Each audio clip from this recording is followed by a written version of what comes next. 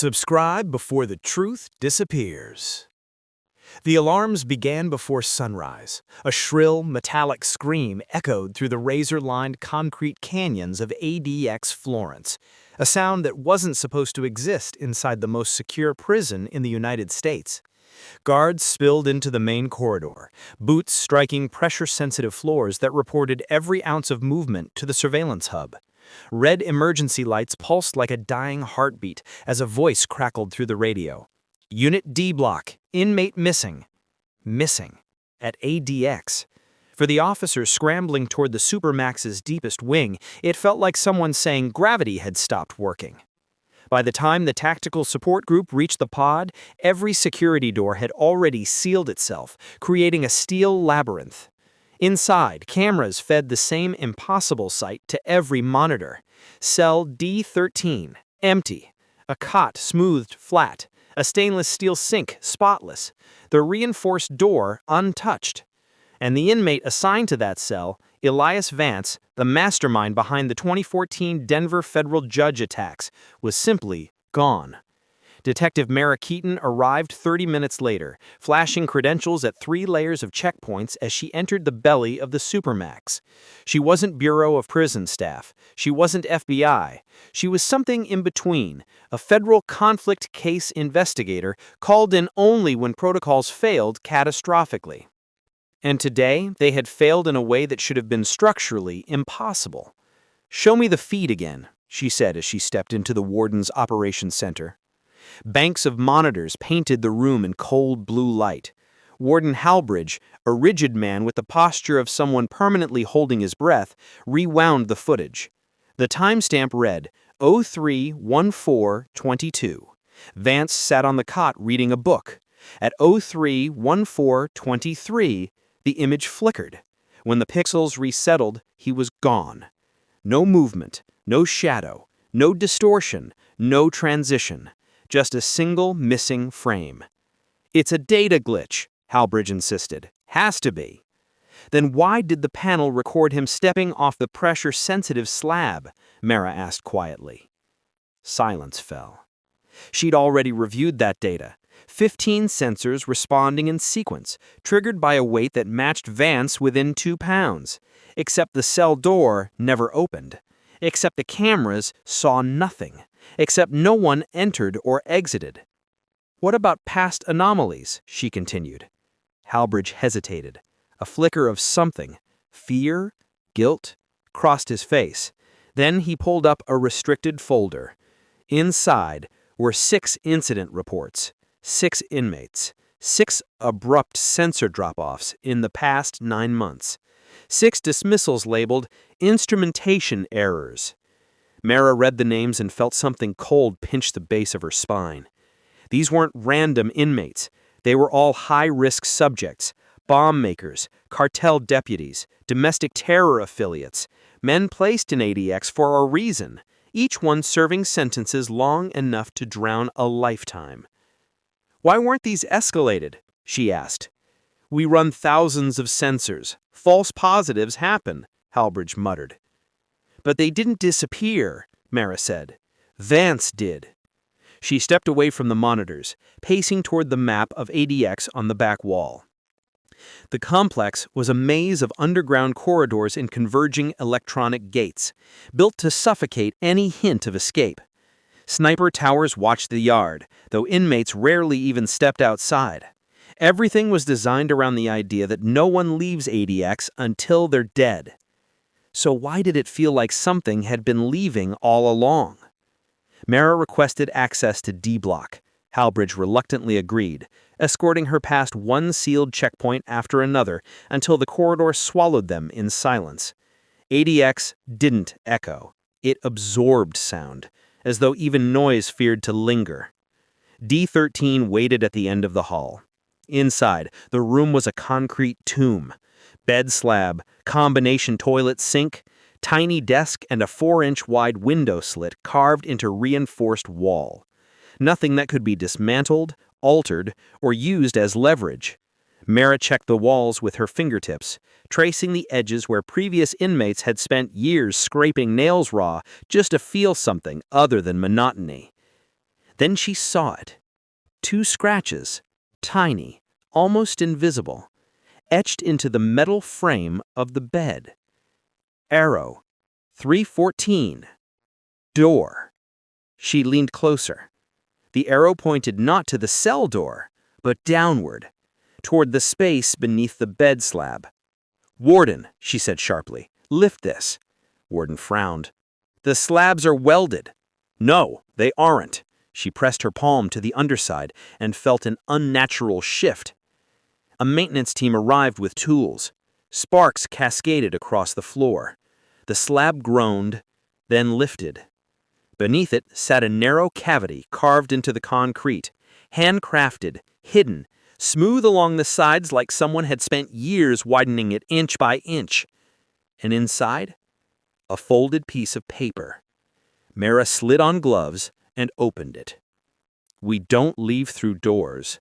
We leave through systems. EV." Her pulse kicked hard. "This wasn't escape prep. This is a message," she murmured. "To who?" Halbridge asked. Mara didn't answer. She was staring at the second line of text, written faintly on the back, like someone had tried to erase it. A list of initials. Some she recognized from the earlier incident reports. Some belonging to men still inside ADX. But one of the initials made her stomach drop. M.K. Her own. The air tightened. Panic pricked the edges of her composure.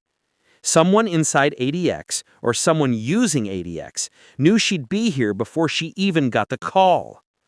"Detective," Halbridge said, watching her expression change. But Mara wasn't listening. She was tapping the note again, searching for something else, some hidden impression, some clue she hadn't noticed. And then she saw it. The faintest indentation at the bottom of the page. A pressure signature. The kind made when writing on a stack. She held it to the light. Letters emerged. Check sub-level 4. 0314. "Sub-level 4 is sealed," Halbridge said immediately. "We closed it off 7 months ago." "Why?" "It was a pilot housing unit. Never passed inspection. Structural flaws." Mara folded the note. "I want to see it." "You can't. It's offline." "Which makes it exactly the kind of place someone would use." Halbridge clenched his jaw. "Detective, Sub-level 4 has no working cameras, no active sensors, no staffed oversight. And Vance disappeared at 0314, and this note points us there." Halbridge hesitated. Finally, he keyed the radio. "Open the access route to SL4. A series of metallic thunks rippled through the hall. Mara felt the weight of decisions tightening like cold iron around her ribs. She didn't trust Halbridge. She wasn't sure she trusted anyone in this building. But she had no choice. As the last gate unlocked, a gust of stagnant air drifted out of the dark corridor leading downward. Mara stepped into the shadows. And as the steel door sealed behind her, she realized 2 things. Sub-level 4 had been opened recently. The dust on the floor wasn't settled, it was smeared. Someone else was already down there. A shape shifted at the far end of the corridor, faint, almost imperceptible, but real enough to freeze her breath. She raised her flashlight. The beam hit a figure standing at the far wall. A man. Still. Silent. Facing her. But as the light steadied, she realized with a jolt that the man wasn't moving because he couldn't. He was restrained to the wall. Arms pinned. Eyes open. Dead. And carved into the concrete beside him were the same initials from the note. All except one. The last set of initials was smeared in red. M.K. Mara stepped backward, heart hammering. Somewhere behind her, a door slammed, and the lights cut out. And in the same second, a voice echoed through the pitch black. "Detective Keaton, you shouldn't have come here alone." The darkness inside Sub-level 4 was total, the kind that swallowed edges and distances, turning space into a single solid wall of black. Mara didn't move. The voice had come from somewhere to her left, low and calm, like a man reading a script he'd already memorized. "Who's there?" she said, forcing her tone flat. No answer. Her hand found the small tactical flashlight clipped to her belt. She clicked it on. The beam cut a pale tunnel through the dark, catching floating dust and the rigid outline of the corpse strapped upright to the wall. The man's eyes were still fixed open, glassy and unblinking. Beneath the straps, his chest didn't rise. Dead. Definitely dead. But the voice hadn't come from him. Mara swept the flashlight slowly across the corridor. Concrete. Bolted restraints. A second, empty mounting bracket. The faint shine of a metal drain in the floor. Then she saw it. A speaker, recessed into the ceiling at the intersection of two hairline cracks in the concrete. Not part of any standard bureau layout, she recognized. No indicator light. No label. "Hallbridge," she raised her voice, looking up at the black metal circle. "Turn the lights back on." Silence. She pivoted, angling the beam back toward the entrance. The steel door she'd entered through loomed behind her, shut tight. No green glow around the lock. Power had dropped entirely on this level. The voice came again, the same calm, dispassionate tone. "You're walking blind in a place designed to erase people, Detective. Does that feel familiar yet?" Her throat tightened. "Say your name." "I've had a lot of names in here," the voice replied, almost amused, "but you're looking for one of them in particular." Mara's mind jumped. "Elias Vance." "You're Vance," she said. A chuckle, soft, distorted by cheap speakers and distance. "I'm the part of Vance they didn't account for, the part that learned to live inside the systems they used to bury me." Her eyes flicked back to the corpse. The dead man was in his 40s maybe, short hair, faded tattoos along his forearms. He wore the ghost of a prison uniform, stripped of patches and ID. Somebody wanted him anonymous. "Is that you?" Mara asked, nodding toward the body. "Is that Elias Vance?" "No," the voice said. "That's what happens when you're not useful anymore." A faint click, the speaker cut off mid-breath. She waited, listening. Nothing. The silence pressed in tighter, thick as the concrete. She took 3 slow breaths, then she did what she always did when panic circled. She built a checklist. Find the exits. Identify the body. Document the scene. Get out. She moved closer to the corpse. Up close, the restraints were worse. Not improvised, not rogue, they were institutional. Stainless steel cuffs, bolted into pre-drilled plates, set flush with the wall. This sublevel had been designed for more than housing. It was a place to pin people down and keep them there. The man's wrists were raw where the metal dug in. There was no visible blood on his chest, no wound on his forehead. His lips carried a dusty blue tint. Suffocation? Strangulation? Chemical? Her beam caught on a small plastic card clipped to the waistband of his uniform pants. She shifted the light and read the printed letters. Ortega, Lewis, correctional officer. Not an inmate. The dead man on the wall was one of theirs. A shiver crawled up her spine. If someone was killing officers in sealed sublevels, this wasn't just a glitch in procedure. It was a war inside the institution. She stepped back, lifted her radio. "Warden Hallbridge, this is Keaton. Respond." Static. She tried again. "Hallbridge, I'm in sublevel 4. I have a deceased officer.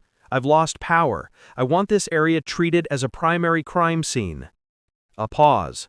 She could almost hear Hallbridge recalculating. "Detective, we lost your signal for a moment. Power dropout on our side. You're saying there's an officer down?" "Luis Ortega," she said, restrained to a wall. No immediate signs of struggle in the corridor. "I want this area treated as a primary crime scene." A pause. She could almost hear Hallbridge recalculating. "We don't have any staff assigned to sublevel 4. Ortega's been on perimeter detail for the last year. He had no reason to be down there." "Check your access logs," Mara told him. "He was here. Someone brought him, or someone used his credentials." "We're working on the power issue," Hallbridge replied stiffly. "Once we stabilize, we'll get that door open." Her radio clicked off again. She didn't like the phrasing, "once we stabilize," like there was something they weren't telling her about what exactly had destabilized. She swept the flashlight beam further down the corridor. At the far end, a door waited, no handle, just a blank expanse of reinforced metal with a small rectangular panel embedded beside it. Not standard ADX hardware, the panel was newer, its edges sharp, the casing unmarred. She moved toward it. The panel flickered to life as she approached. A narrow strip of pale light blinked across its surface, scanning her presence like a sleeping eye cracking open. "ID required." The words glowed faintly across the small screen. Mara glanced down at Ortega. "Sorry," she muttered. She unclipped his ID badge from his waistband, careful not to disturb anything else, and held it near the panel. There was a brief, almost hesitant pause. "Access overridden." The door thunked open an inch, then slid sideways, revealing a dark room beyond. "Systems," she thought. "We don't leave through doors, we leave through systems." Her flashlight swept the interior. It wasn't a cell, it was an operations space. Small, windowless, lined with electronics. Racks of servers hummed in the shadows. A waist-high metal table sat in the center, littered with hard drives, cables, and a single laptop wired into a maze of black. On the far wall hung a corkboard.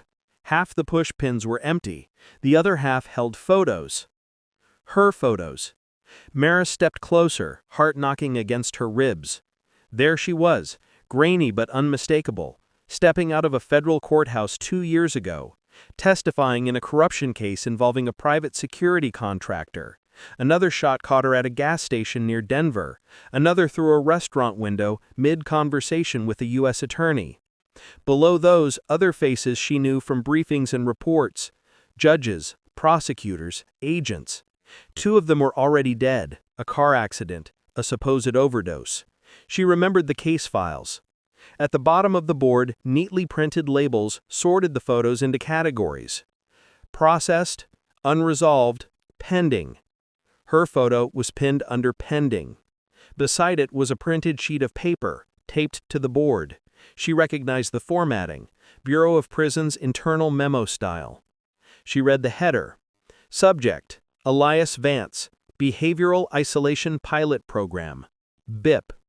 She eyes skimmed the text, pulling phrases.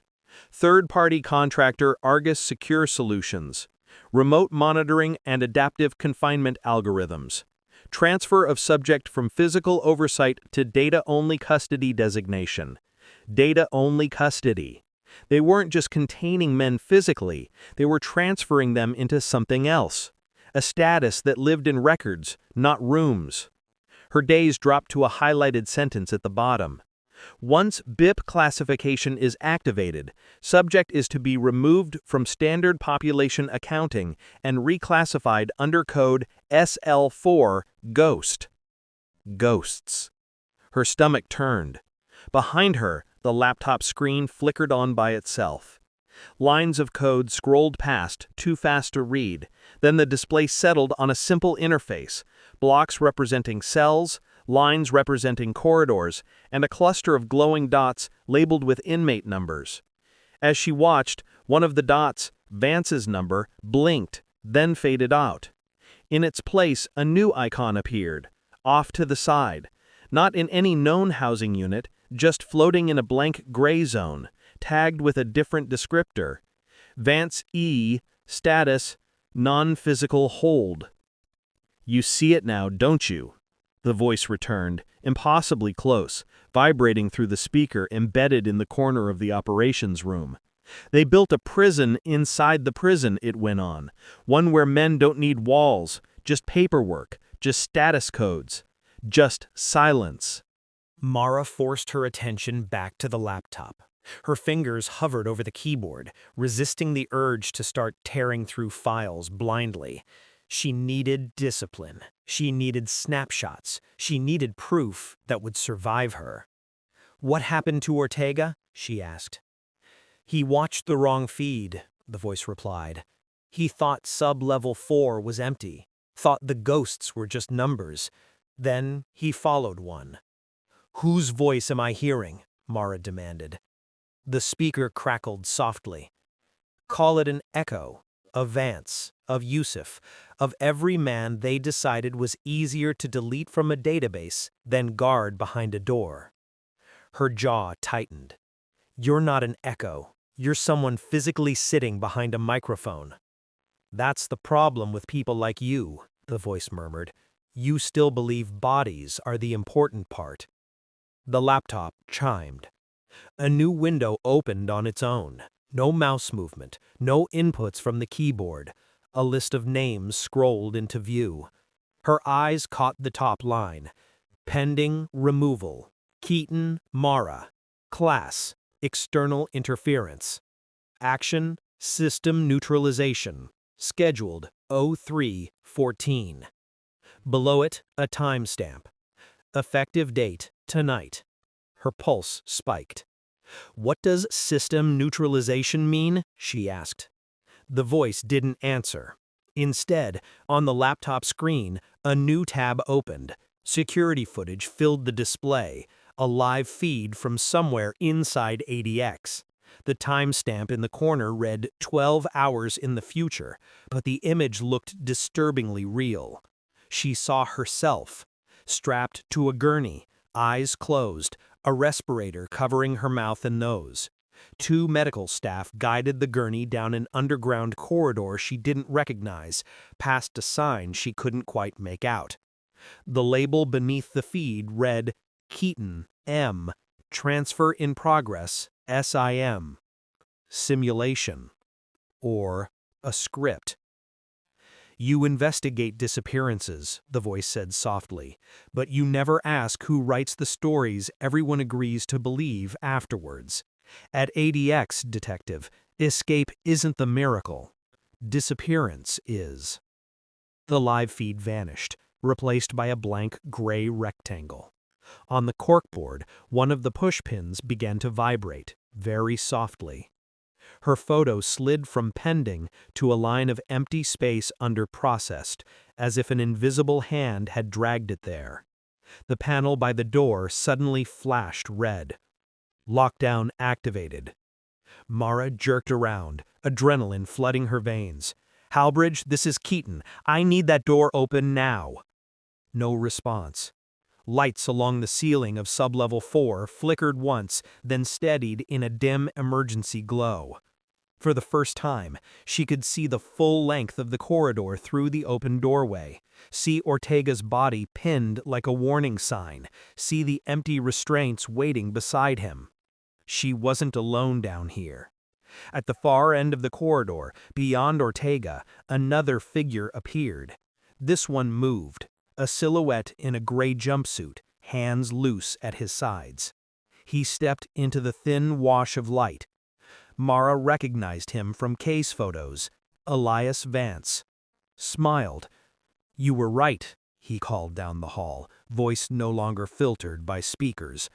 "Doors are useless in this place." He tapped the side of his head. "It's the systems that matter." For a moment, Mara couldn't move. Elias Vance, a man who was supposed to be contained behind cement thick enough to stop a rocket, stood loose and upright at the end of the corridor, his gray uniform ghost-like in the emergency light. His face was thinner than the file photos, cheeks shadowed from months of isolation, but his eyes were bright, alive, focused. Too focused. "You're supposed to be dead," Mara said, voice steadier than she felt. "Dead is paperwork," Vance answered, "and paperwork is the easiest thing to change in this building." He took a slow step forward. Mara backed up until the metal table pressed against her spine. Servers hummed around her, their lights blinking like patient eyes. "You killed Ortega," she said. "Why?" "I didn't kill him," Vance shrugged. "The system did. Ortega thought a database entry wasn't dangerous. He never realized he was helping it shape him into someone who didn't exist." "You're not making sense." "No," Vance said softly. "You just haven't caught up." Another step. He was 20 feet away now. She raised a hand toward her holster. Empty. ADX protocols had forced her to surrender her weapon on entry. Vance noticed. "You don't need a gun," he said. "Guns don't matter here." Mara forced herself to breathe evenly. "You manipulated the surveillance systems." "Not exactly. I adapted to them." His voice was calm, too calm. "This place creates pressure, too much pressure, and anything under pressure wants to escape. I just followed the cracks." Her eyes darted toward the laptop. Vance followed her gaze. "You read the memo," he said. "Good. Then you know I'm not the only one." He stepped aside, revealing the far wall behind him. Only it wasn't a wall. It was a viewing panel she hadn't noticed. Plexiglass embedded flush into the concrete. Behind it lay a black void. No lights, no shapes, but a cold draft whispered through the cracks around the frame. A space beyond sublevel 4, a space that shouldn't exist. "What is that?" Mara whispered. "Where they keep the others. Where they move you once you're no longer a person with a body, just a file with a problem." He nodded toward the servers behind her. "Everything down here feeds into a model, a predictive custody algorithm Argus Secure built for the Bureau. It watches you, learns you, then decides whether you belong in concrete, code, or neither." "You're saying they erase inmates?" "I'm saying they classify them out of reality, and some of them become nothing but status lines." She swallowed hard. "And you?" "I went sideways," he said. "Some people disappear. I slipped between classifications. The system didn't know where to put me, so it kept looping me. Physical, digital, physical, until I realized I could move through the places they forgot to reinforce." The emergency lights trembled once, then steadied. Vance exhaled, almost sadly. "But that's not what you're here for." Mara's jaw tightened. "Then what?" Vance motioned toward the corkboard behind her. "To finish your file." Her stomach dropped. "You put my initials in that note. You wanted me here." "I needed someone who could expose this, someone who wasn't compromised." "You're clean, Detective. Too clean. And that makes you predictable." "And Ortega? The others?" "Collateral. No system collapses without pressure." Mara stepped sideways, edging toward the operations room doorway. Vance didn't block her, not yet. He studied her with an expression she couldn't read. "You want out, then listen carefully." She didn't trust him. Every instinct screamed trap. But she didn't have options, and he knew it. The system tracks movement, sensors, heat signatures, biometric tags. But what it doesn't track is stillness. Stillness? When the system can't detect a living presence, it resets to default routing. Safety protocol. It assumes an evacuation has occurred. Meaning the doors upstairs will open for exactly 28 seconds before locking down again. "And how do I make the system think no one's alive down here?" He nodded toward Ortega's body. "The restraints have sensors. When someone dies in them, the system logs a fault. If you trigger a second fault signal, it will think SL4 is empty." Mara finished. "It will think SL4 is empty." "Exactly." She stared at Ortega, at the second empty restraint beside him. "You want me to strap myself in?" "I want you to survive," Vance said. Mara shook her head fiercely. "I'm not giving you that advantage. You don't have a choice." He stepped sideways again, revealing something behind him. Another figure. Another body. This one alive. Handcuffed. Gagged. Eyes swollen from crying. Warden Halbridge. He struggled against the restraints, making panic sounds through the gag. Mara's breath stopped. Vance touched Halbridge's shoulder lightly, like steadying an anxious child. He came down here 2 hours ago. He thought he was negotiating with a ghost. "You're using him," Mara said. "I'm using pressure," Vance corrected. "Everyone breaks if you push from the right direction." He tightened his grip on Halbridge's jaw. "And if it's between you and him, Detective, which one do you think the system wants to keep?" Halbridge thrashed violently. The emergency lights flickered again. A warning tone sounded from the speakers. "System evaluation cycle initiated. SL4 presence check, 30 seconds. Vance smiled faintly. "Decision time." The alarm tone deepened. 20 seconds. Halbridge was shaking, sobbing through the gag, trying to scream her name. 15 seconds. Vance stepped away from him, arms folded. "Choose, Detective." 10 seconds. Mara looked at the empty restraint beside Ortega. Then at Halbridge. Then at the open doorway leading to the servers, the only place with access to power lines. She moved. Fast. Vance stepped forward, anticipating her, but she didn't go toward the restraints or Halbridge. She dove for the server table and ripped a thick bundle of power cables straight out of the main junction.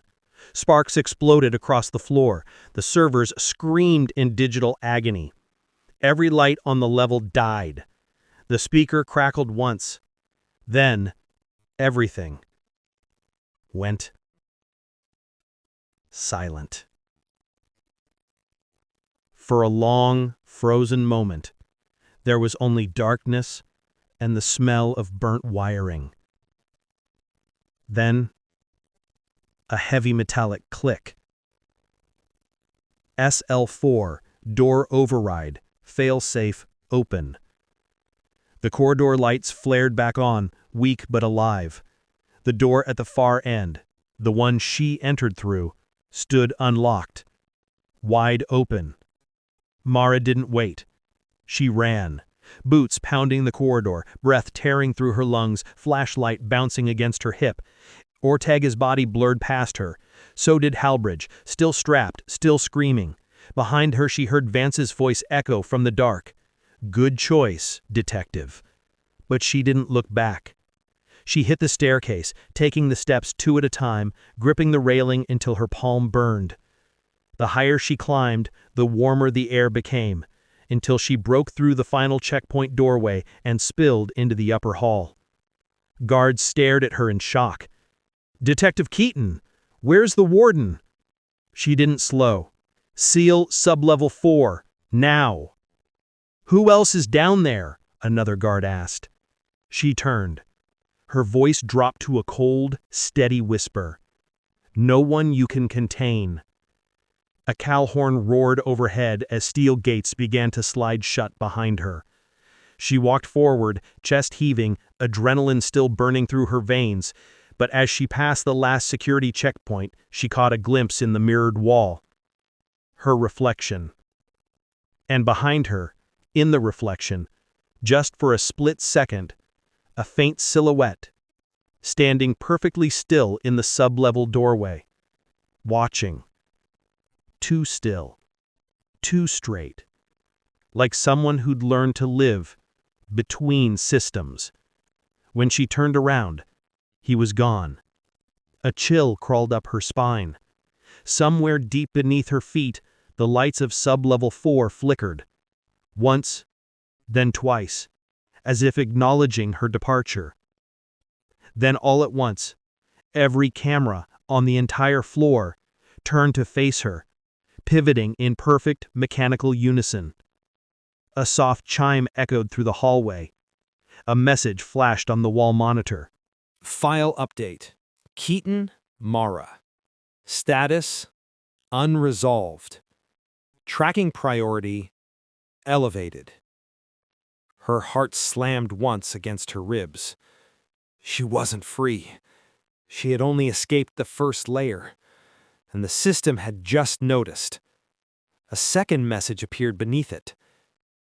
Detective, this story isn't finished. The screen blinked, went black.